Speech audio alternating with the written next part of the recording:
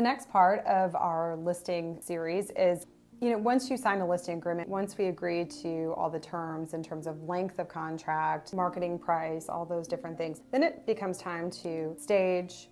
Then there's professional pictures. Then there's going to be a social media blast to everybody, since 99.9% of people find their home online these days. Then there's also going to be email marketing, and there's also posting to agent sites that we all share information and listings about coming soon, and just like the ins and outs. And we all like to be the one that knows the latest and greatest. So we share amongst ourselves prior to the general public. Then to my database, I'll share all of my coming soon information, just in case somebody's curious or looking and has somebody else they want to share it to. So that's all before it hits the MLS. So there's a lot of pre-marketing that goes before it hits the general population. Then when it's active and live, open houses are a great way to expose your home to the public and to kind of be less disrupted.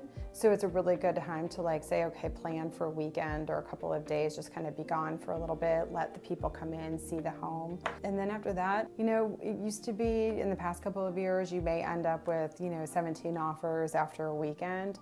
That's not realistic for the majority of homes. So now we should really talk about realistic time on market and what that means. You would say within the first 2 weeks, you should get the biggest increase of activity. So you should be able to know where you are at that point, whether you hit the nail on the head with your price, whether the home's getting feedback that was something that you were unaware of or something that needs to be addressed, or whether we are just knocking the park and talking about offers and negotiations. And negotiations are big because people are entering in a frame of mind right now where everything is going to be significantly reduced, and I don't operate that way. So we'll play it and we'll get the fair market value or above, and we'll make sure we hit your targets.